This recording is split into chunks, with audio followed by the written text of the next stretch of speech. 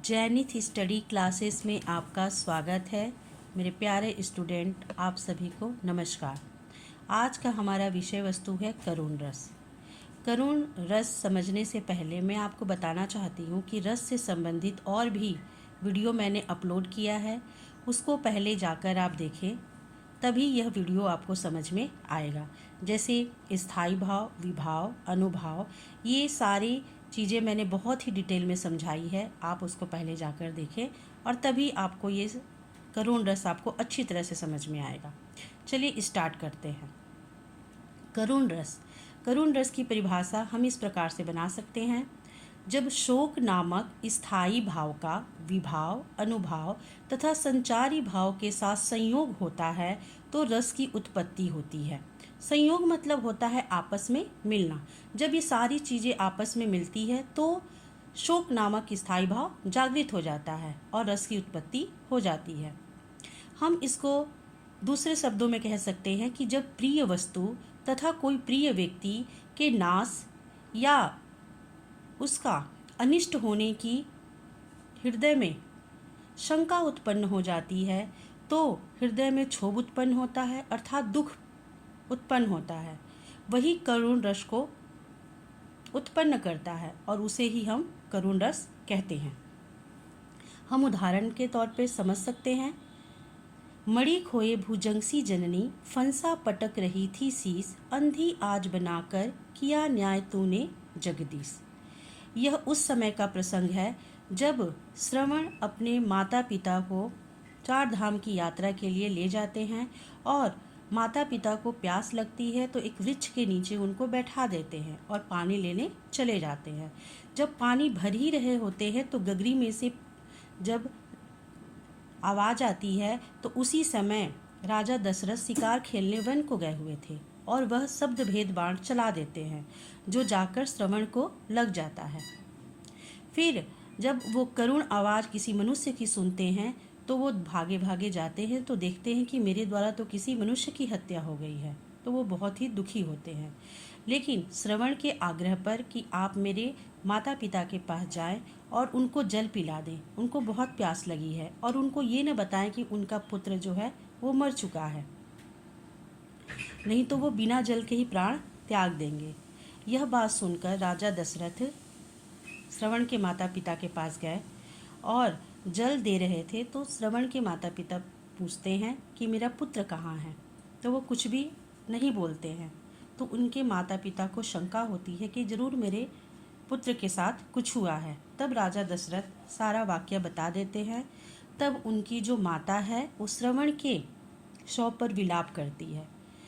तो यहीं पे बताया गया है कि मणि खोए भुजंग सी जननी, जिस प्रकार भुजंग मतलब होता है सर्प, जिस प्रकार सर्प मणि के खो जाने पर फन पटकता है, ठीक उसी प्रकार से माता, श्रवण की माता अपने पुत्र के शव पर अपने सिर को पटक पटक कर विलाप कर रही थी और कह रही थी कि हे भगवान, आज मुझको समझ में आया कि आपने मेरे साथ अच्छा ही किया कि आपने मुझको अंधी बना दिया।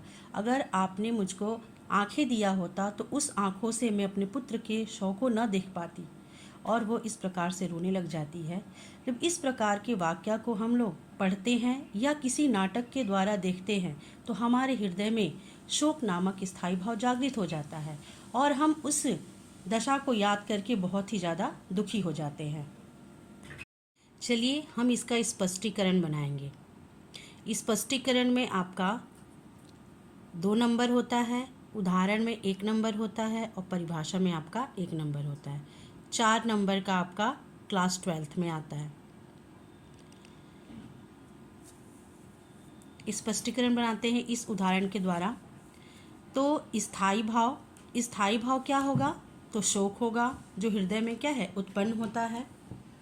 फिर विभाव में होता है आलंबन में होता है विषय और आश्रय। विषय वह होता है जिसके कारण शोक उत्पन्न होता है, तो कारण क्या है, श्रवण या श्रवण की मृत्यु। आश्रय मतलब कि जिसके हृदय में, मतलब कि पाठक, अगर आप पढ़ रहे होते हैं तो आप पाठक हैं, आपके हृदय में शोक उत्पन्न होगा। अगर आप दर्शक हैं, मान लीजिए कि आप कोई फिल्म देख रहे हैं, कोई क्या, इसी से संबंधित, जहाँ पे ये राजा दशरथ का और श्रवण का वाक्य दिखाया जा रहा है, तो आप दर्शक हुए, तो भी आपके हृदय में क्या है, शोक भाव उत्पन्न हो जाएगा। और नहीं तो श्रवण की माता भी हो सकती है, क्योंकि उनका पुत्र मारा गया है और वही विलाप कर रही है। तो आश्रय पाठक भी हो सकते हैं, दर्शक भी, और श्रवण की माता भी हो सकती है। तीसरा, उद्दीपन। दशरथ की उपस्थिति और भी शोक के भाव को उद्दीपित करता है, तीव्र करता है।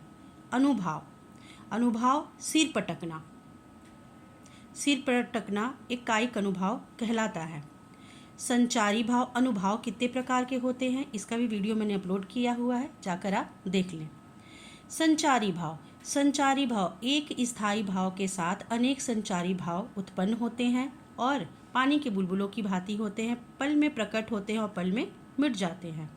एक स्थायी भाव के साथ 3-4 स्थायी संचारी भाव उत्पन्न हो सकते हैं। तो इस उदाहरण से संबंधित संचारी भाव है स्मृति, मतलब कि वो जब आप देखते हैं या पढ़ते हैं तो आप ख्यालों में खो जाते हैं, आप श्रवण की माता श्रवण और राजा दशरथ को याद करने लग जाते हैं। विषाद, आप दुखी हो जाते हैं। प्रलाप, मतलब माता क्या होती है, प्रलाप करती है। तो ये शोक स्थायी भाव के साथ संचारी भाव स्मृति, विषाद और प्रलाप उत्पन्न हो जाते हैं। तो इस प्रकार से हम स्पष्टीकरण बनाएंगे इस उदाहरण की सहायता से। करुण रस का अन्य उदाहरण जो परीक्षा में ये पूछे जाते हैं, जैसे शोक विकल सब रोवही रानी, रूप राशि बल तेज बखानी। और दूसरा, जथा पंख बिनु खग अति दीना, मणि बिनु फनी करिबन करहीना। अगर आप चाहते हैं कि इसका भी मैं अर्थ बताऊं, इसका भी मैं स्पष्टीकरण बताऊं और इसका भी मैं करुण रस किस प्रकार से उत्पन्न होता है इसको मैं बताऊं, तो इस वीडियो को आप ज़्यादा से ज़्यादा शेयर कीजिए, लाइक कीजिए और सब्सक्राइब कीजिए। यह बिल्कुल निःशुल्क है और आपकी सेवा में है। धन्यवाद, नमस्कार।